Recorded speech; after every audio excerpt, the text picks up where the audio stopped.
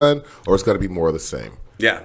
Like, In Minneapolis, the protesters, after being gassed, they burned down one of the police stations, one of the precincts. And now the city council in Minneapolis, St. Paul, has said that they are going to defund the police. They are going to rebuild that institution from the ground up to make sure that it's no longer a carryover of this kind of policing that we've seen. I mean, the Chauvin, the guy that was ultimately responsible for George Floyd's death, I think he had 8 other incidences of violence on his record.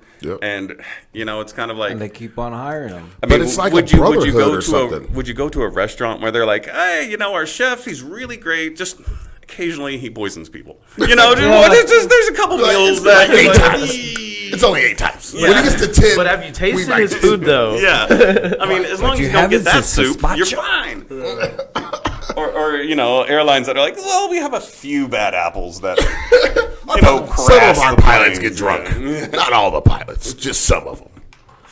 You got that bass. You got that bass. You scoot back. Sounds like I'm spitting all in the mic. You're like, let me spit on it. I don't know. I don't even know what stories to read anymore, man, because I hear so many different ones on the whole that situation with right. murder. And that's why we just got to stick to focusing on your local area. Yep. Find who's candidates in your specific city, and research them. Don't worry about what's going on everywhere here. Go right in your town. What's happening in Arlington? What's happening in HEB? What's happening in that city that you live in? I mean, like you said, with so much that is going on, and there, like you said, with the looting and the rioting, there are different forms of protesting, but if you really want to make a change, take the job from them. Go out there and vote, like you said. That's the way you do that. You go out there, you cast your vote, and get them from behind that desk. Get them from the position that they're in. Yep. How long do the councilman terms end? Like, do they ever end? I know some one of them. So, all our council terms here in Arlington are 2 years each May. So each May, half the council essentially comes up for election. So it's alternating. Okay. I want to say Dallas, I think, has 3-year terms, but generally you're looking at 2 to 3 years. But how many times can they run up for run? So you can serve 3 terms as a city councilman and 3 terms as mayor, given the term limits policy we had in place.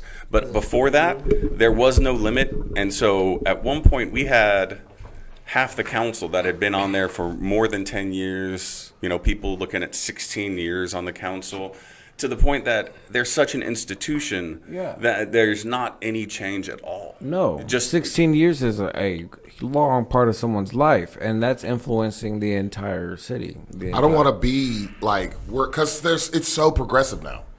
People's way of thinking has changed, and the way of life has changed. And you can't have people like, forgive my terminology, that are crypt keepers sitting on the council. Stuck in their old mindset and everything. You can't do that. It just doesn't work for the majority of the people that are out there. Right.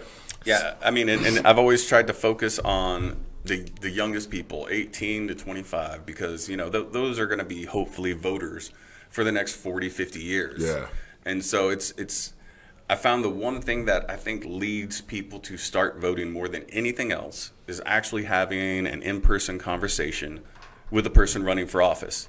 Even if it's just 5 or 10 minutes where you can feel them out and try to figure out who they are. And that will lead you to either vote for them or against them.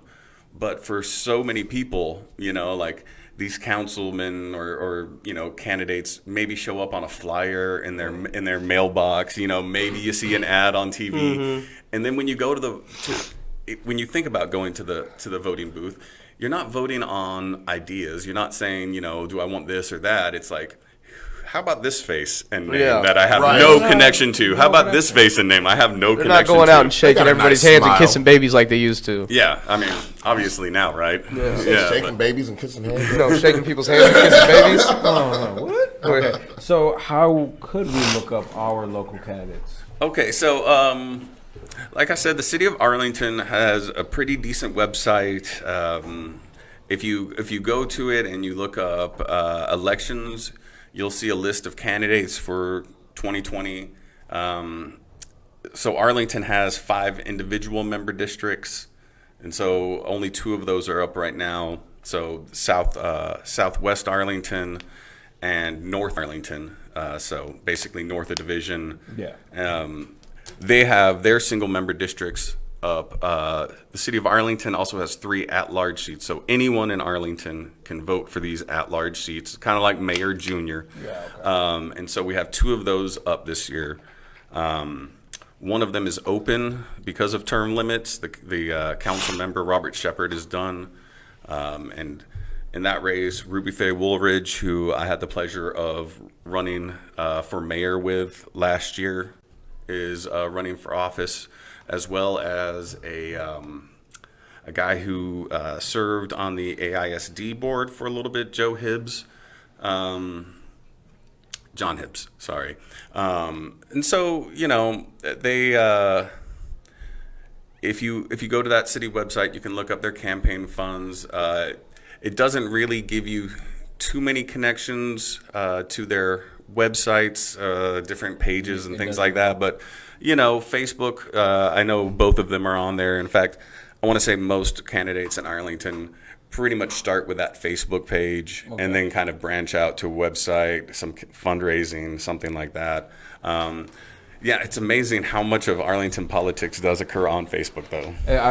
I'd figure that's kind of how nowadays this generation is able to, spread their topics, their agendas, because I mean, it's a lot to go on each website, fill out all information for each candidate each term. Instead, you're like, you know what? Here's the candidate. Here, click their link. You can see their personal information.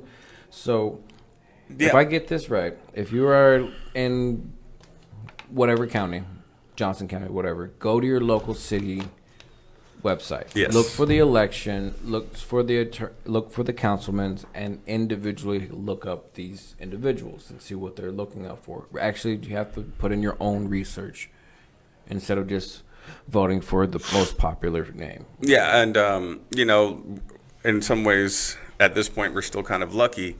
I've never applied for a job with as few people as I have when running for office. Like every other job I've tried to get, there's lots of different applications. On these, like maybe 4 people per seat. That's a good point. Like Dallas, I think probably will have a few more people, maybe 10 people per seat, just because they're such a big town. But, Arlington, HEB, Kennedale, all the little towns around here, you're not going to have 15 people running for the same seat ever. So it's going to be 3-4 people if you're lucky, and you can spend a little bit of time. But, for the most part, it's fairly easy to see the people that are well within the establishment and are looking to maintain what's going on. I mean, in the decade that I've run, I can't tell you how many people have told me, other candidates legitimately say that we have the best whatever. We have the best parks department. Okay, well, we have the best police department. And I'm like, really, guys? That completely ends conversation. What are you comparing this to? Yeah, if you had a pizza company, would they be the best pizza place? But it ends conversation about ways to improve it, blind spots that we're having. When you have systemic violence like we've seen with the police over generations, there is the dismissal of anybody that complains as being an outsider or an agitator or somebody that's got, Yeah, because at that point it's the norm. It's the norm. Yeah.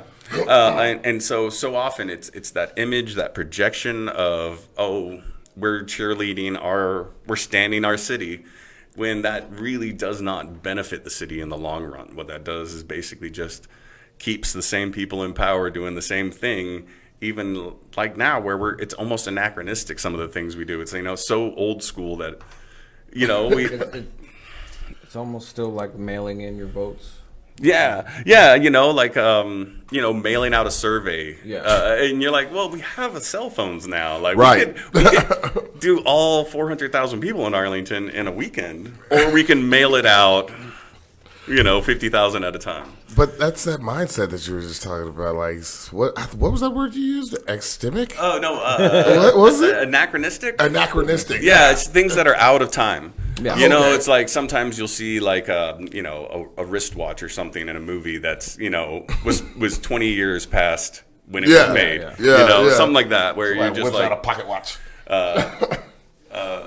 In The Last of the Mohicans, such an old movie, but the first one that comes to my mind, you can see power lines over some of the hills, and you're just like, hey, those guys. Didn't know Tesla was in town. Nice.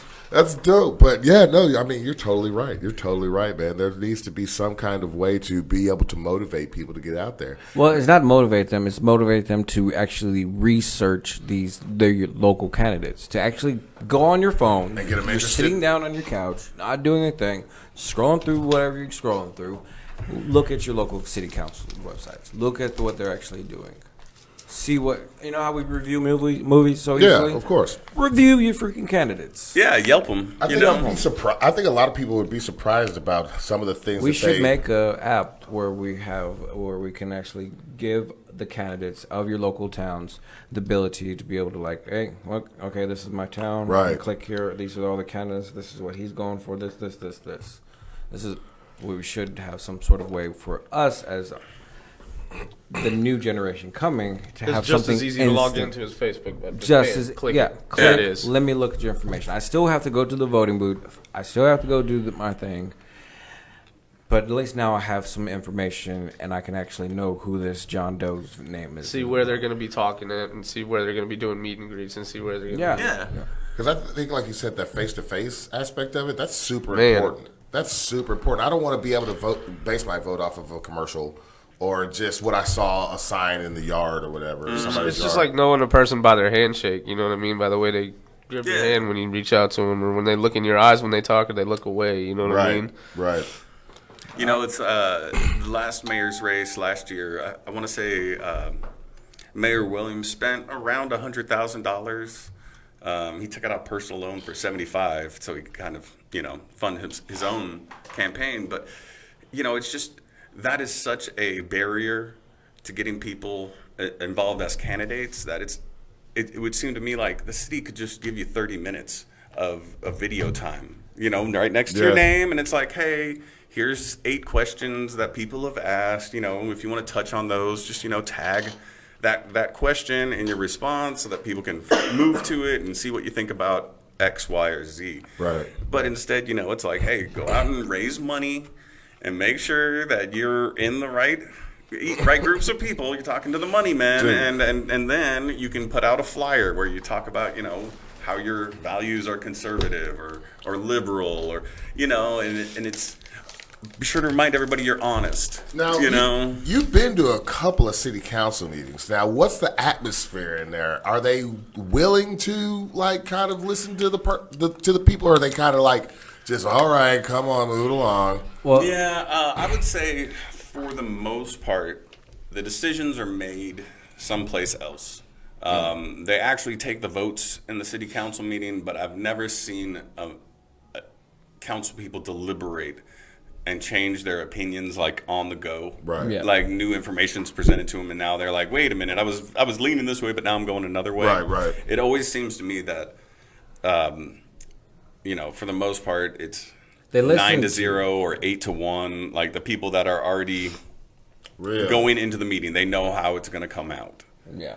That's kind of fucked up. But that's how the clubs are. That's how the clubs are. That's until we change the clubs.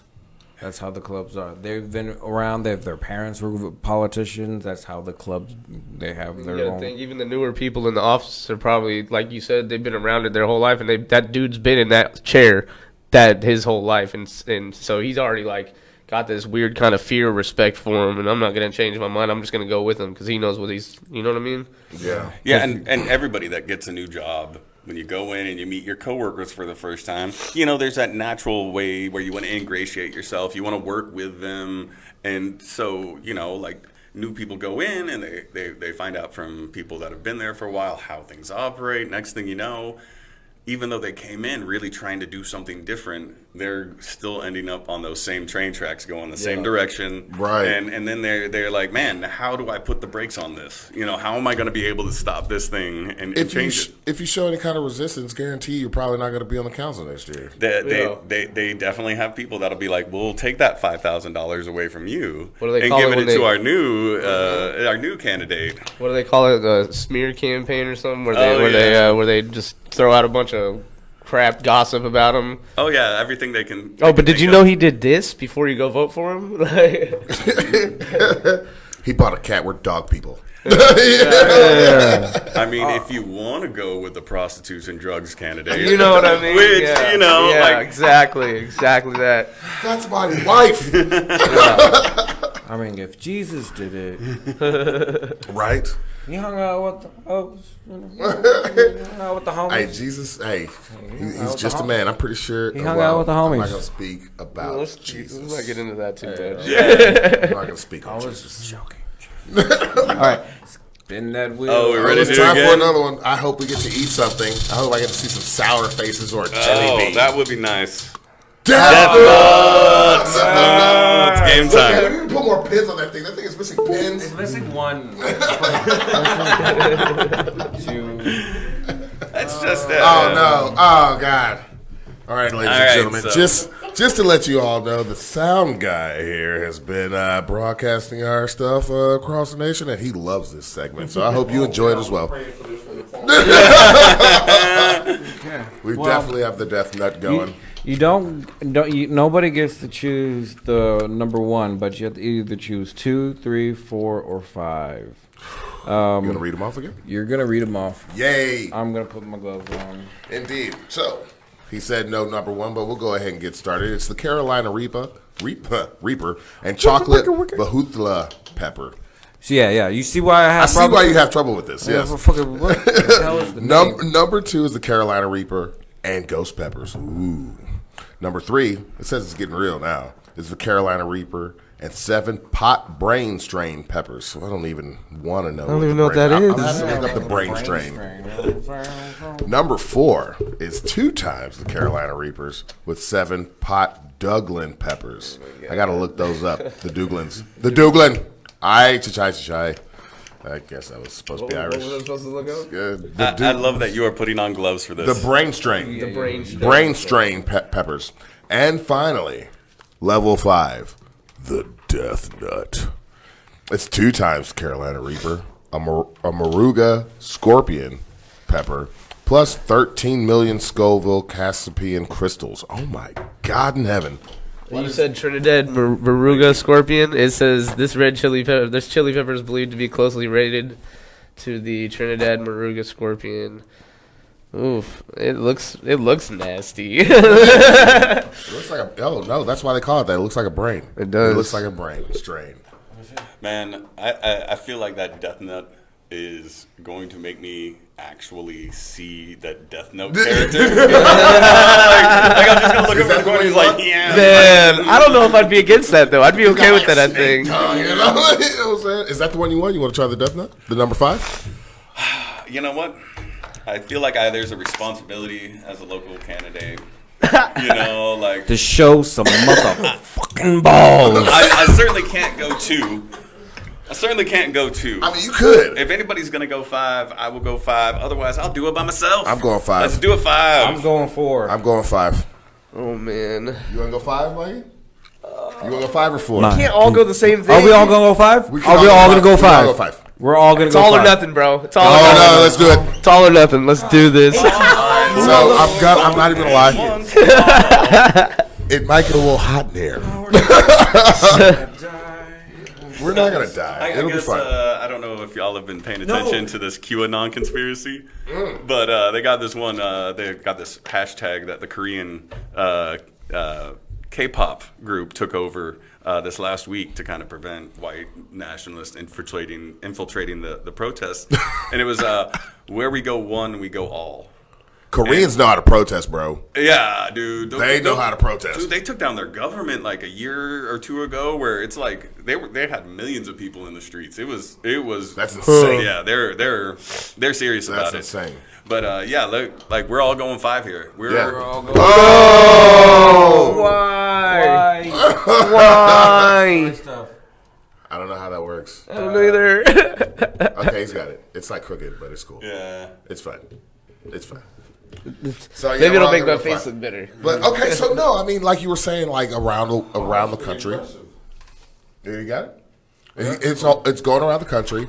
It's going around the world, dude. Like New Zealand, London, Australia, like all these people. I mean, I've seen George Floyd's face on islands. Like, you know what I'm saying? Like, I'm like, this man has, and I hate to say it, man, but it seems like it always takes a martyr to perpetuate change, which is horrible. Yeah, I think it's the easiest thing for people to grab hold of is one person's life and be like, hey, why did we lose this guy?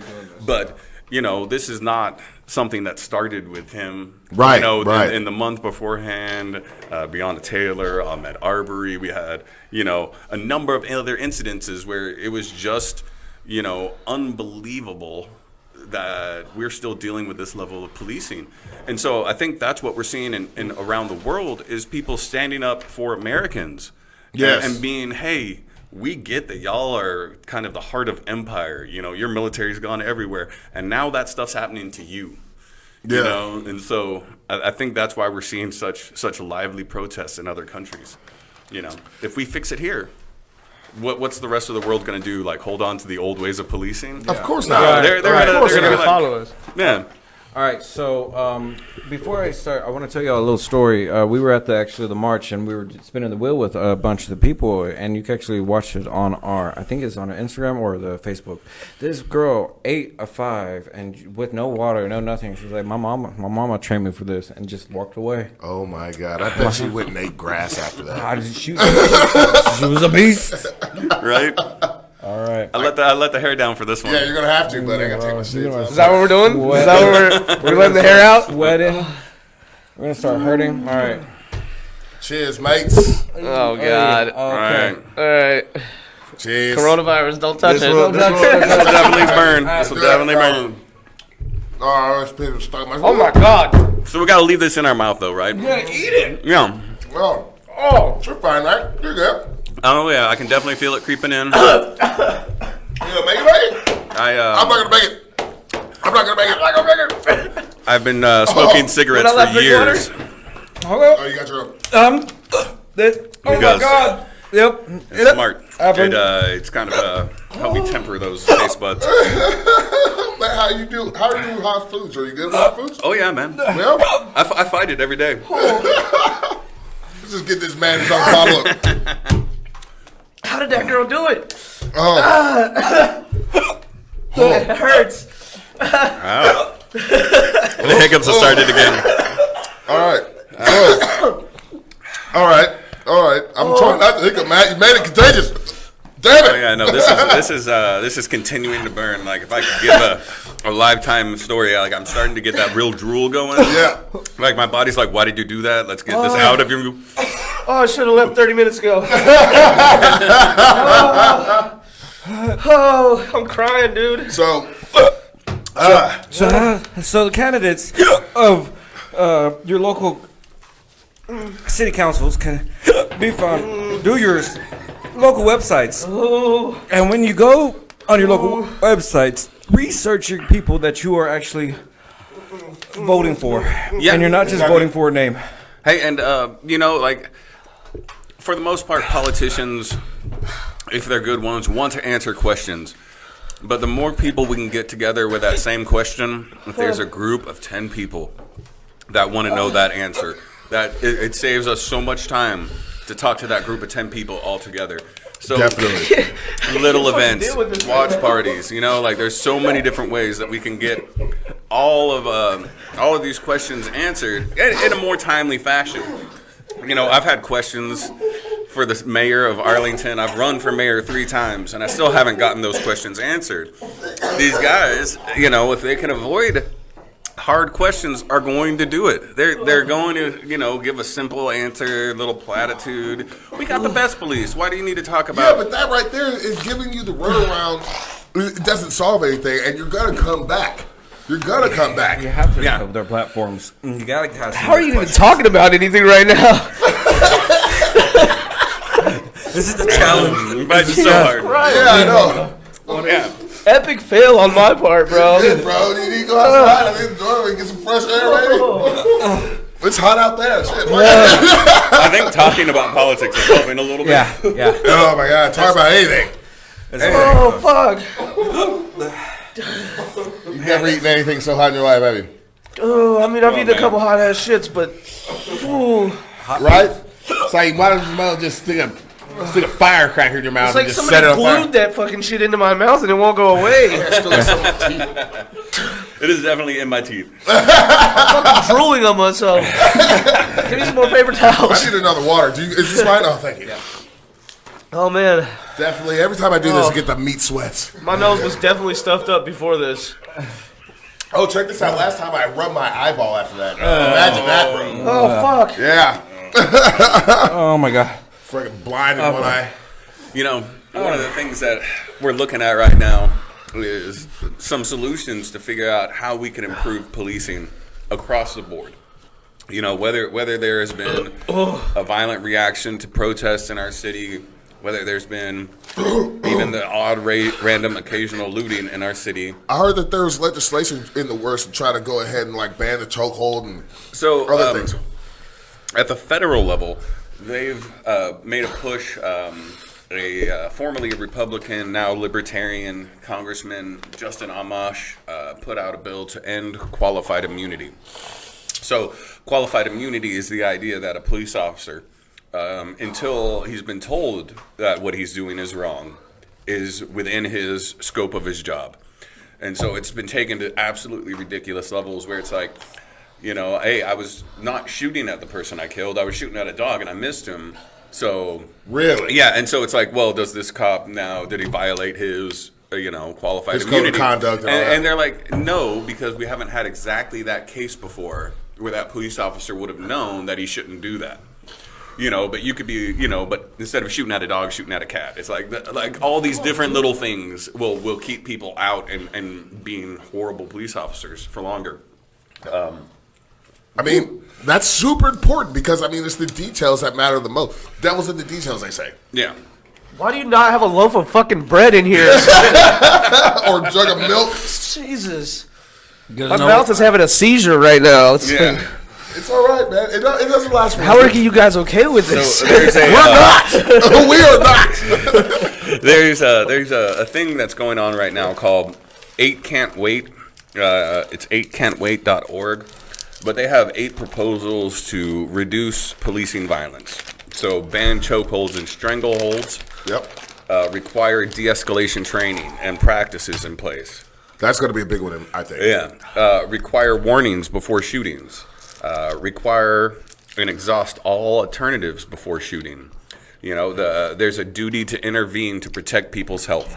And this just happened over in Dallas, where the police chief said, the police chief, we expect every police officer to have a duty to intervene if they see another officer abusing their position. And so now, when protests, get going out there again, hopefully we will see some good cops actually telling bad cops, it's time for you to go back to the truck, dog. Right. That's, Get up, homie. That's what I think we can hope for now. I don't think we'll see a cop arrest another cop for a while, but that's the kind of stuff we need to see happen to get people's faith in our policing back up to the level. I agree 100% with that because, if it doesn't happen, they need to be held accountable as well, just like those 4 guys were. Yeah. They're looking at second degree charges now. Yeah. I think third degree for the other 3, but second degree for was the main one. And, that's, as sad as it sounds, that is a decent level of charge right now. I know what happened was far worse than that, but these are at this point essentially convictions at that level. Yeah. When you have to prove intent for like a murder 1, it becomes much more difficult to get the police officers to get convicted and serve. But when you're just saying, hey, without premeditation, you were involved in the death of this man, right, and you caused it, then we're talking about being able to put them away for serious time. True. I don't want to see essentially what happened with the Amber Geiger trial. I know the circumstances were different with that, but at the same time, she only got 10 years and she'll only serve 2. Yeah. Yeah. It is, It's that brotherhood mentality. They look out for one another, and it's like, it's the training, for one, and 2, just that mentality of like, my shit don't stink because I got this badge on. Yeah. I mean, it gave me extra rights, and now I'm in charge of you. And by the way, the law is me. Right, that kind of shit. So, I think like all those things that you were like naming off right there, like it's the wind's blowing in the right direction now. Yeah, there's banned shooting at moving vehicles, which we had happen in Arlington with O'Shea Terry and Officer Bautran, who he jumped onto the passenger side riding board of a vehicle when they started to pull away from a traffic stop. They pulled away. This guy jumps in. He sticks his hand into the window for a second to tell him to stop, pulls it back out, comes back in with a gun, and shoots the driver of the moving vehicle. There's a guy in the passenger seat. He's shooting across a guy and into moving traffic because behind them is 2 other lanes of cars, right? That guy has been charged. I don't believe he went to trial before COVID kind of shut down the justice system for jury trials and things like that. But is he in custody or? I don't know that he's in custody. I know he's been charged, but he's probably out on bail. I would think. All that freaking unusually low amount of bail too, probably. We need to do away with the bail system too, but that's a whole other thing. Well, no, it's not another thing because this is, it's exactly what was happening in Ferguson before Mike Brown died. Was that almost half the population there had warrants. They would just do the tiniest little thing to get somebody into the system. Then, set up a payment plan. And if you don't meet that payment plan or you don't go to a court-appointed meeting, now you got new warrants. Now you got new payment plans. Now you got new meetings. And so they keep doing this to people to keep them in a cycle of poverty. It seems like the system's kind of designed for you to fail at that point. Yeah, the system at that point is basically saying, we're extracting wealth from you. We're not actually trying to get you rehabilitated or if you succeed in making it through this, you're never going to pay us again. So I mean, let's make it a little harder. Yeah, I'm dealing with that myself right now. But as far as bail goes, tell me why 2 people with the same charge, one of them's poor, has to stay in jail, and one of them's rich gets out of jail. When being rich shouldn't be a get out of jail card. No, being poor shouldn't be a stuck in jail card. The only reason we should keep people in jail is because they're a threat to the community or a threat to flee pre-trial. I guess I'm just grateful that being broke ain't a crime yet. Yeah. You know what I'm saying? God, what is his name? There was a famous rich guy down in Texas. He cut up his boyfriend or whatever along the coast. And he just laughing about how he spent $250,000 to get out of jail. And he's like, oh, it's gone now. I just forgot about it. I left. I just forgot about it, But if you can pay that $250,000 and it doesn't affect you, what are you actually, are you even in the same legal system as us, where it's like, hey, Yeah. No, what were you going to say? No, I was going to say there was that kid who his mother. Oh, the influencer, Ethan Crouch. Yeah. And I think that guy was talking about Durst, Fred Durst, maybe. I feel like I'm talking about. But no, there was a guy down on the coast. And he just left Texas. He was like, yeah, I'm out. And that's just a different level of citizenship, almost. Definitely. I mean, the thing about it is, in my personal experience dealing with police, just from what I've dealt with in my lifetime, is yes, there is definitely a stigma. There is definitely some kind of different atmosphere when it comes to not necessarily just blacks alone, but just people that are not in the same position of like well living or better off living as others. You know, and it, like you said, two people can get charged with the same crime. Like, okay, like let's just take me for example. I do have a couple of charges against me, like DWI or whatever. Mm-hmm. And the affluenza team, he caught a DWI. He killed 4 people. Yeah. You know, but he's out running around free, and I'm on probation for 7 years. Yeah, you know what I'm saying? Like, he headed down to Mexico. Yeah. You know what I'm saying? And I'm not saying that the justice system is totally one-sided in one way or the other. I think that we do have these laws in place to actually try to better our society. But it just comes down to like how it's depicted case by case. Uh-huh. You know, and that right there is a problem.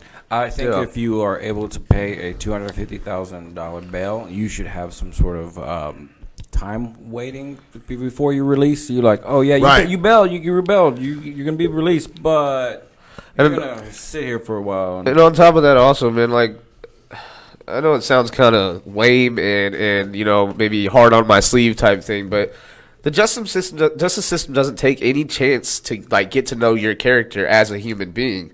When you get charged with something, they're just finding you guilty or not guilty off of evidence from that one instant. Yeah. You know what I mean? They don't look back into your life. Okay, well, but he did really good in school, and he never had really any problems before this. And you know what I mean? He's done these things for his community, and he's done this. No, it's just what they have as evidence right then and there. Okay, so for that crime. Perfect case in point is this. Last incident I had with officers, a person hit my vehicle. The person who hit me, their car rolled over, and I was the one to be charged with causing the accident. The police wrote it up that I was the one who came, like I T-bowed them. They didn't ask me any questions. They didn't do any kind of thing like that. They looked at my criminal history, arrested me, and automatically assumed that I was the one who caused the accident. I had to go through trial and everything and prove that I wasn't the one to do all this. But like, it's not right for that. You know, and if it was the opposite person, if it was, you're lighter melatonin, bro, you would go off. Yeah, they would have asked me, "Are you okay? What happened here?" All kinds of other things. And you're right. That's exactly how I feel. I'm not gonna lie. The couple times that I've been to court, it seemed like when they looked at me, especially before having tattoos and stuff, when they looked at me, it was kind of like, "Oh, he's just a little innocent white kid," and I'd be like, thanks. We got away with a lot more than I should have. You know what I mean? But like, and it, I don't know. I didn't see it growing up because I was in a really small town. But being here in Texas and DFW, noticing that it's really hard not to notice. There's a lot of white privilege. Yeah. And I don't even want it, and I got it. You know what I mean? Judges, DAs, attorneys, prosecutors, all these people don't get paid to have the good resolution of the case. They get paid to go through as many cases as possible. Right, yeah, exactly. And so, like you were saying, they can't spend that time that it takes to actually get to know somebody, to figure out what it's going to take to actually unless you're paying them $40,000 down. You know what I mean? It's exactly that thing again. Where, hey, if you can afford rehab, there are some alternative treatments that can go on instead of just getting the going to jail and getting your felony, state jail felony or what have you. You have a nice rehab in Florida. Man, we've got the pools and we've got all these massage places for you. We've got the menthol sauna. Go fuck yourself. Yeah, no, I remember seeing that one of the commercials for that. Well, one of the stats was like marijuana is like the drug that most people are in rehab for. Yes, and it's not because of marijuana. It's because of the case that they're in. It's like, hey, if you can get through probation, then you can. Hold on. What did the guys get for just recent Floyd? They got felony 3? No, manslaughter 3, and for the 3 other cops, and manslaughter 2 for the guy What Chauvin. degree felony is that? 2 and 3? Yeah, that's going to be your state felonies. Those are. It's like man one would be the worst, right? A gummy bear, man one is the gummy bear in Texas is a Schedule 1 narcotic. Scheduled 1 felony. Yep. Scheduled 1. And you're lucky if you get away without a manufacturing and delivery. Manufactured product. Yeah. Once you turn a flower in a plant into a process, It has become a narcotic. Yeah. And a gummy bear It's a derivative will now. be weighed out. The sugar, the gelatin, and the material. It's not just how much is in the of THC. The whole product. It's the whole kit and caboodle. Yeah. So I have 400 to 200 ounces of gummy. Yeah. As a Schedule 1 felony, I'm in there with with those guys. With those guys. Yeah. And it's crazy because like most of the country has decriminalized marijuana. It went from being something illegal to now like one of the most profitable businesses you could ever have. Even Oklahoma, it used to be a felony to be in possession of marijuana in Oklahoma, and now they've got medical. They've got people still in jail. Yeah, people still in jail. They're making money off of it left and right. You know, I've got if they can do it, we can do it. You know what I mean? Moved up to Oklahoma just for that reason, and you know, like he bought something ridiculous like a 2,500 milligram bar, and I was like, "What in the world? Like, is that trying to kill a horse? Like, what are we doing here? Like, it still wouldn't kill a horse. No, it's safe. It's still safe. And sleep for a long time. The crazy thing is in Oklahoma that meth was and stuff like that was like still a misdemeanor. Well, up to a certain amount. Yeah. Up to a certain amount. It's like up to 4 grams, I believe. Crack and heroin. And you have flower marijuana up there with that. That is insane, dude. You know what I'm saying? Like, yeah, you can go back and look. Nixon, when they started the war on drugs, basically said it, or his aide did, as clearly as anybody has. You know, they added marijuana to that to make sure that they disrupted the anti-war community and the militant black protests, you know, the Black Panthers, the Move, all these different groups were really starting to assert their personhood, their nationalhood, nationalities. like trying to form their own communities to keep themselves safe, and they were having trouble getting, you know, into those and causing trouble, and so they came up with this war on marijuana. Like, it's ridiculous is what it is. Well, Ronald Reagan and the paper company, because hemp is one of the biggest, largest industrial products, the paper that would have taken over the paper industry. But you own the paper. I believe somebody who...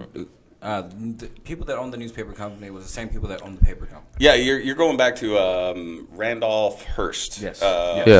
Yellow journalism. This is at the time of 1898. Reefer Madness? Yeah, all the way up until the 1930s. You know, he's like, his big thing was starting the Spanish-American War, where we went down to Cuba and the sinking of the Maine. He's like, hey, you get me, you know, an explosion, I'll get you a war. Essentially. Wow.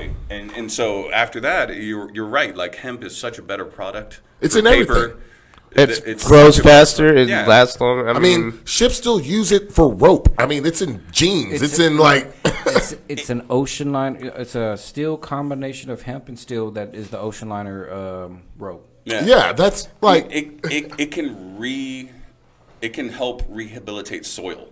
You know, like, it does so many good things beyond just, you know, what it does for us. And imagine how much less like litter and everything would be on the roads, because it breaks down like so easily and fast. You know what I mean? And I'm not saying it's okay. No, just give us hemp paper, we can litter out as much as we want. I'm not saying that, but a lot of people aren't still going to be the same. But if we had that kind of paper and stuff like that, I mean, just here in like the DFW area, I mean, like.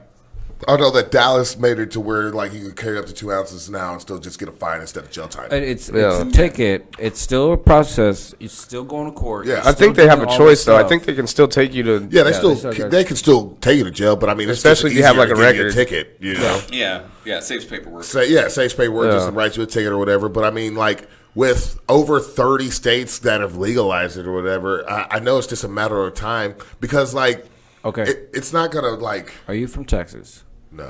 Obviously not, because you said that statement. Any true Texan knows we're not going to. We're going to be the last. We're going to be the very last. It'll be federal before it's. The way I look at it is, as soon as there is another way for police to hassle the youth, minorities, different groups, if they can find another way to hassle them, then they'll let people make money on weed, right? Because they'll take that tax money too. Yeah. It's just a matter of the fact that this is the Colorado made way to be able to go into how any many house, millions of dollars, any street or any car. You know, like they can just walk up and be like, "Oh, I smell it. I'm gonna pull you all out of the car. You know, we're gonna get the dogs out." And then at that point, most people would be like, okay, you can do a search just so I'm, you don't tear up my seats or whatever. And then before you know it, like that's part of the whole escalating a traffic stop, where it's like, hey, you're getting pulled over for going 38 in a 30, and the next thing you know, you're looking at 20 years. And that's why people are like, hey, it's time to run away from these things. That's why people are scared. That's why people are reacting and making desperate decisions. Well, like at you times. said, now, I mean, with something so trivial as like marijuana, it could be, and like now, whenever somebody gets pulled over, the atmosphere is not like they're here to help me. It's not that. That's not the atmosphere now. You're a criminal. You're about to get pulled out of the car, like have a dog sicked on you, or God forbid, have a knee on your neck and fucking not be able to breathe. Yeah. I could be riding in my car and have absolutely nothing wrong that I'm doing ever, and I'm driving the speed limit, if not 2 miles under, and I see a cop across the street and he can't even make it to me, and I'm like, You're right and straight. you know what I mean? Just because of past experiences, he's seen me have a knee in my back a couple times. You know what I mean? And to answer your question, in Colorado, for their first year, they made over $1 billion. Yeah, it was $1 billion. Over $1 billion, $1 yeah. billion in taxes for 6 months. And they're using it for their schools, and they're using it for their The highway. roads and highways, and cleaning up and everything, man. Yeah, for treatment facilities, for abuse facilities, like they're. And how many more people do we have in Texas that? How many more billions would we make here? Yeah. You know what I mean? Like we would theoretically reset the market. Like California, What, just has, Texas by itself? Yeah.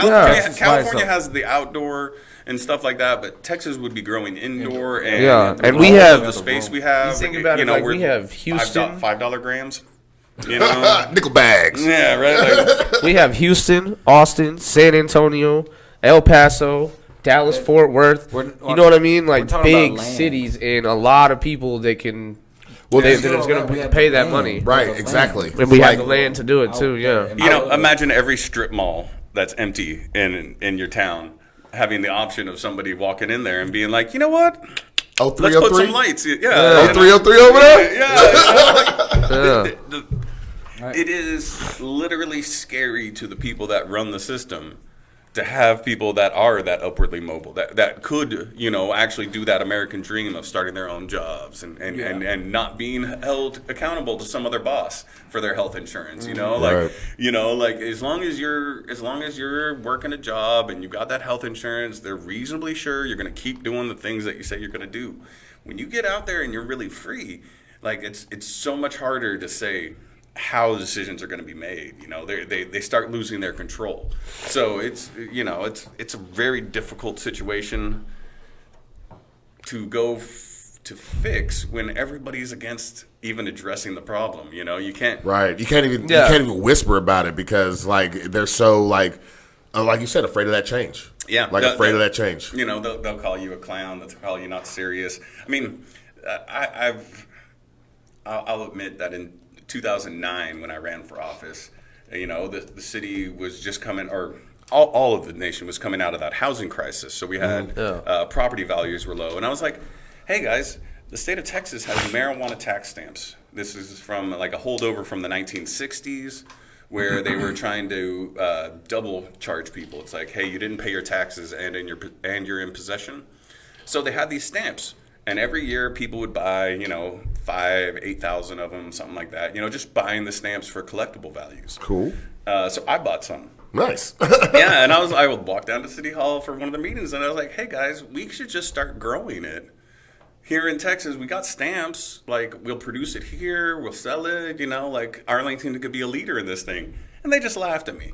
And now, a decade later, it's like, the world's kind of. It's a serious argument. It's a serious debate now. Yeah. Now it's like really starting to be feasible. All of a sudden. How the hell is Oklahoma, Okie, ahead of us? Ahead of us, and actually they're actually ahead of them in California in the medical field. They have a better medical set of program. licensing and licensing than most states. That's- Oklahoma. Like in my personal opinion, and I don't really care who disagrees. still won't move up there. Nothing good has ever come out of Oklahoma. Maybe the Thunder. That's just my personal opinion, though. I still ain't moving up to Oklahoma.